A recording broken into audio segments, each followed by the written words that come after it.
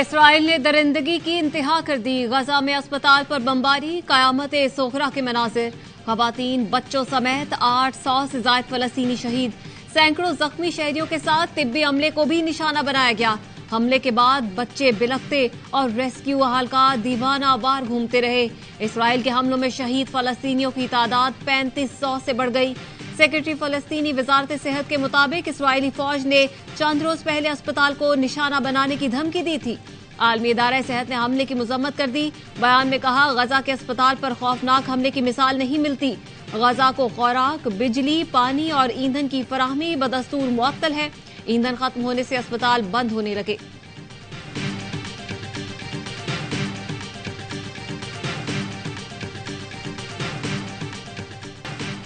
غزہ میں اسپتال پر حملے کے بعد فلسطینی صدر محمود عباس نے آج امریکی صدر سے طے شدہ ملاقات منسوخ کر دی۔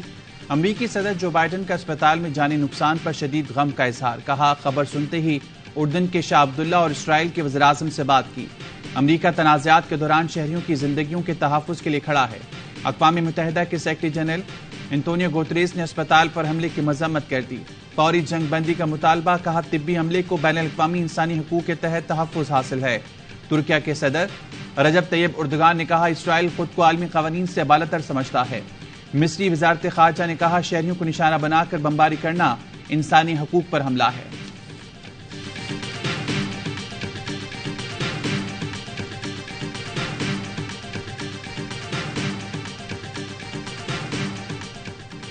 صہیونی درندوں کی غزہ کے اسپتال پر بمباری، دنیا بھر کے مسلمانوں میں غم و غصے کی لہر۔ استنبول میں مشتعل مظاہرین نے اسرائیلی قونصل خانے کو آگ لگا دی۔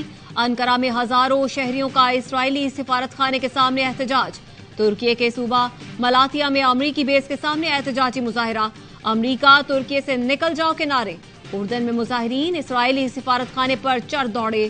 تہران میں امریکہ اور فرانسیسی سفارت خانوں کے باہر ہزاروں افراد نے احتجاج کیا۔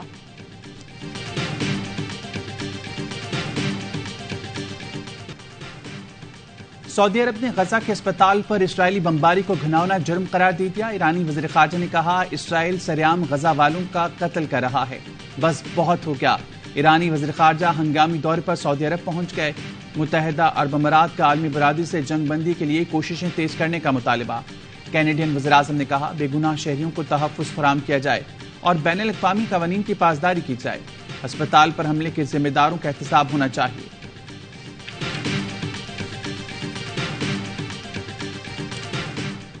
پاکستان نے غزہ کے اسپتال پر اسرائیلی حملے کی مذمت کر دی۔ ترجمان دفتر خارجہ کا کہنا ہے اسپتال پر حملہ غیر انسانی اور ناقابل دفاع ہے۔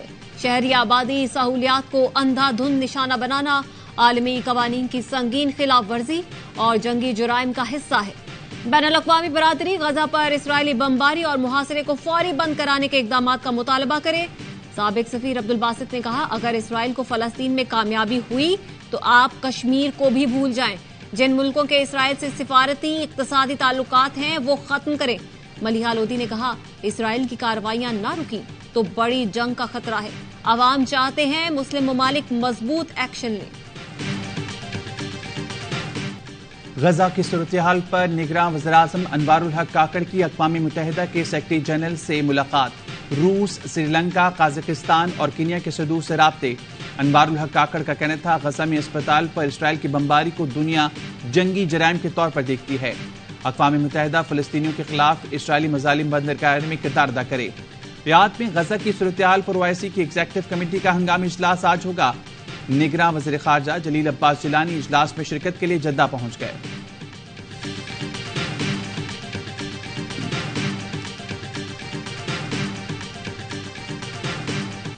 ہم فلسطینیوں کے ساتھ ہیں، army chief general Asim Munir کا دو ٹوک اعلان۔ آرمی چیف کی زیر صدارت GHQ میں 260ویں کور کمانڈرز کانفرنس۔ غزہ میں اسرائیلی بمباری سے معصوم شہریوں کے جانی نقصان پر تشویش کا اظہار۔ Army chief general Asim Munir نے کہا فلسطینی عوام کو پاکستانی قوم کی مکمل سفارتی، اخلاقی اور سیاسی حمایت حاصل ہے۔ مسئلہ فلسطین کے پائیدار حل، غیر قانونی قبضے کے خاتمے کے لیے فلسطینیوں کے ساتھ ہیں۔ مقدس مقامات پر قبضے کے خاتمے کے لیے فلسطینیوں کی حمایت جاری رکھیں گے۔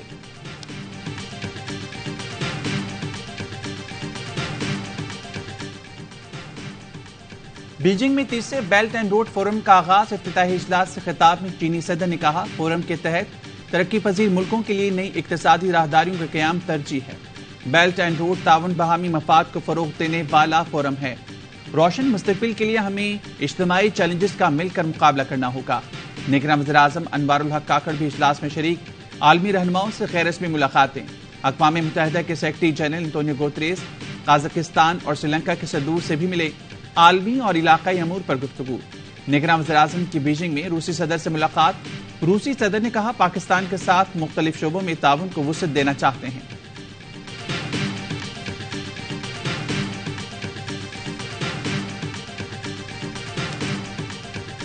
مسلم لیگ نون کے قائد نواز شریف کی حفاظتی ضمانت کے لیے آج اسلام آباد ہائی کورٹ سے رجوع کیا جائے گا۔ احتساب عدالت نے ایون فیلڈ ریفرنس میں نواز شریف کو 10 سال قید اور 80 لاکھ پاؤنڈ اور عزیزیہ ریفرنس میں 7 سال قید کی سزا سنائی تھی۔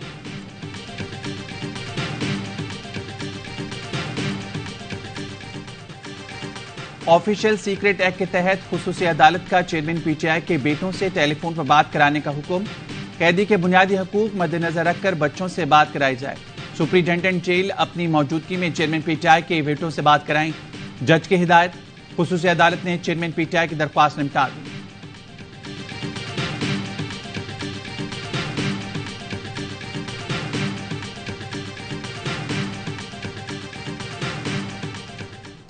انسداد دہشت گردی، اسلام آباد کی عدالت نے شاہ محمود قریشی کی عدم پیروی پر خارج دونوں ضمانتیں بحال کر دی۔ عدالت نے ضمانتوں پر 20 اکتوبر کو حتمی دلائل طلب کر لیے۔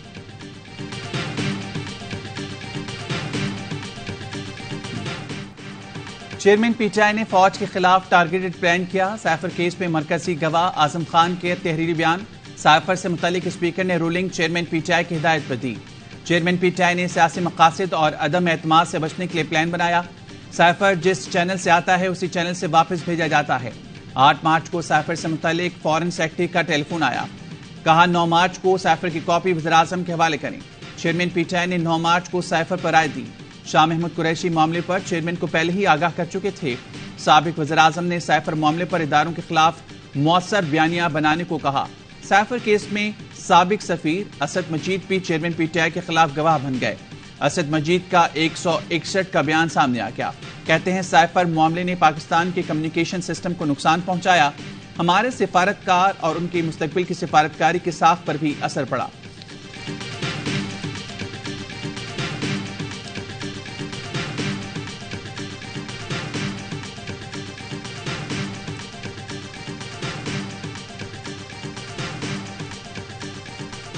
کیا سپریم کورٹ کے ججز ساتھی ججز کو اپنے ہی فیصلے پر عمل درآمد کرانے کا حکم دے سکتے ہیں؟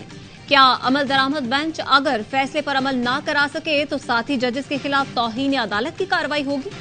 کیا سپریم کورٹ کا ایک بینچ دوسرے کو حکم دے سکتا ہے؟ چیف جسٹس قاضی فائز عیسیٰ نے عمل درآمد بینچز بنانے پر سوالات اٹھا دیے۔ وکیل سلمان اسلم بٹ اور فاروق ایچ نائک نے کہا عمل درآمد بینچ کا کوئی قانونی جواز یا حوالہ نہیں ہے۔ ایڈیشنل اٹارنی جنرل نے موقف اپنایا، عمل درآمد بینچز کا تصور بھارتی پریکٹس سے اخذ کیا گیا ہے، جس پر چیف جسٹس نے کہا بھارتی حوالے نہ دیں، پاکستان کا بتائیں۔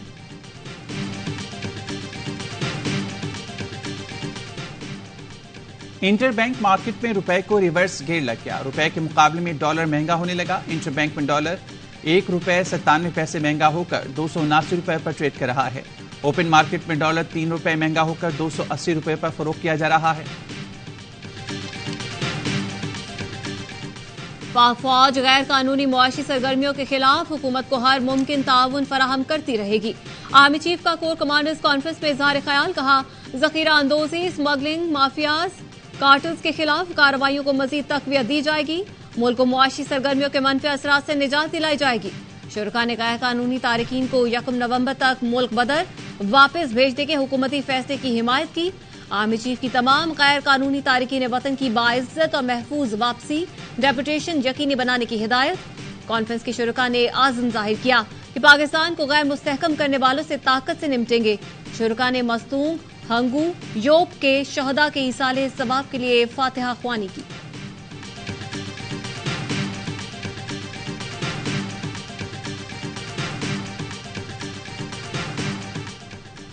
CTD کی لاہور، فیصل آباد، ننکانہ صاحب، رحیم یار خان، شیخوپورہ اور راولپنڈی میں کارروائی، 9 دہشت گردوں کو دھر لیا۔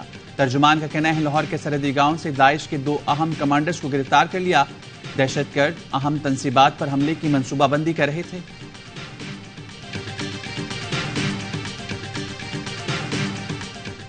غیر قانونی طور پر مقیم تمام غیر ملکیوں کو پاکستان چھوڑنے کی مہلت میں 13 دن باقی۔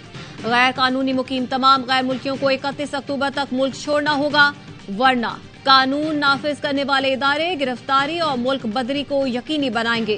مزید 1291 افغان باشندے اپنے ملک چلے گئے۔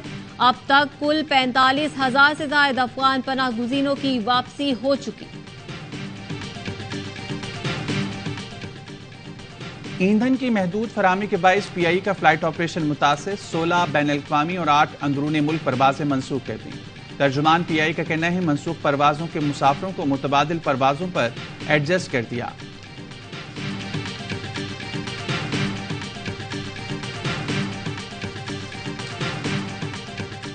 سندھ ہائی کورٹ کا رینجرز، پولیس اور DCEs کو Pakistan post office employees cooperative society پر قبضہ ختم کروانے کا حکم، 14 نومبر تک رپورٹ طلب کر لی۔ جسٹس ندیم اختر نے کہا اگر قبضہ ختم نہ کرایا تو توہین عدالت کی کارروائی اور جیل بھی جانا پڑے گا۔ رینجرز کے وکیل نے کہا رینجرز عدالتی حکم پر عمل درآمد کے لیے تیار ہوتی ہے، مگر فیصلہ ضلع انتظامیہ کرتی ہے۔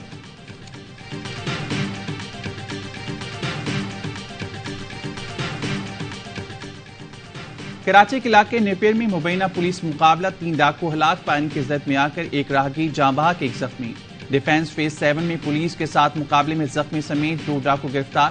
کرنگی KT امپلائیز سوسائٹی کے قریب مبینہ مقابلے میں 1 ڈاکو زخمی حالت میں گرفتار، ساتھی فرار ہو گیا۔ قیوم آباد میں مبینہ مقابلے میں زخمی ملزم گرفتار، ساتھی فرار۔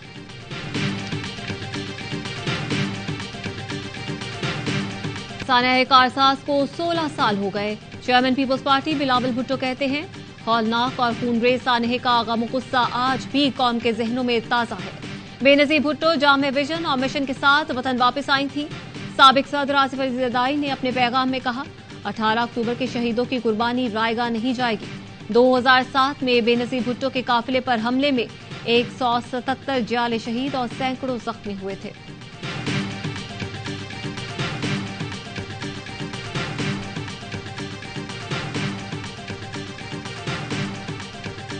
پاکستانی صحافیوں اور شائقین کو بھارتی ویزے ملنے میں تاخیر، پاکستان کرکٹ بورڈ نے پھر ICC کو احتجاج ریکارڈ کرا دیا۔ کہا انٹرنیشنل کرکٹ کونسل معاملے کا نوٹس لے، فینس اور میڈیا ورکرز کو ویزوں کے اجراء میں ٹال مٹول پر تشویش ہے۔ PCB نے پاک بھارت میچ میں قومی ٹیم کے ساتھ ناروا سلوک کی بھی نشاندہی کی۔ احمد آباد میں پاکستانی کھلاڑیوں کو بعض بھارتی شائقین کے نامناسب رویے کا سامنا کرنا پڑا تھا۔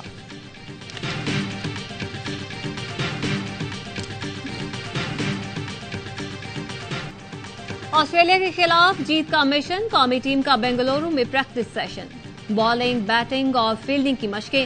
محمد رضوان اور شاہین شاہ آفریدی سمیت 6 کھلاڑیوں نے پریکٹس میں حصہ نہیں لیا۔ پاکستان اور آسٹریلیا کے درمیان میچ جمعے کو بنگلورو میں کھیلا جائے گا۔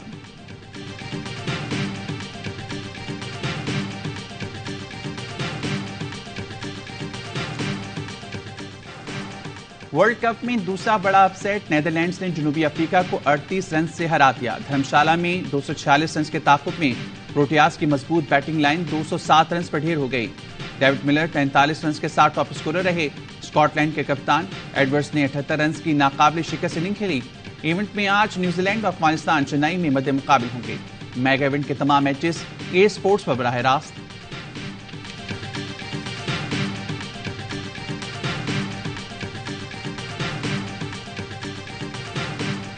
انہوں نے کپتانی بہت زبردست کی، بالنگ چینجز بہت زبردست تھی۔ یہ اپ سیٹ ہے، لیکن نیدرلینڈ کے لیے یہ ورلڈ کپ جیتنے سے کم نہیں۔ لوگوں کا خیال تھا ساؤتھ افریقہ بہت ہی بڑے مارجن۔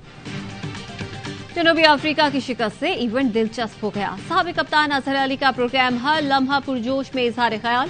کامران اکمل نے کہا جنوبی افریقہ پہلے بیٹنگ کرتی تو نتیجہ مختلف ہو سکتا تھا۔ باسط علی بولے اگر افغانستان پاکستان سے جیتا تو وہ اپ سیٹ نہیں ہوگا۔ ایم کیو ایم رہنما فاروق ستار بنے مہمان۔ وسیم بادامی کے ساتھ کھیلا معصومانہ کھیل۔ مصطفیٰ چودھری نے روپ دھارا خلیل الرحمان قمر کا، عادی کے دلچسپ چٹکلے۔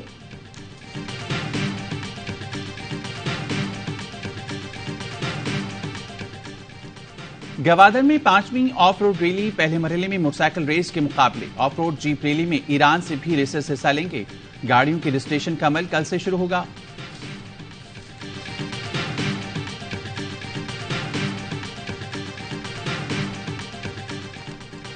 اور قطر میں رنگ برنگی اور چمچماتی گاڑیوں کا میلہ، آٹو شو میں جدید ٹیکنالوجی سے لیس شاندار اور پرتعیش گاڑیوں کے نئے ماڈلز نے رنگ جما دیا۔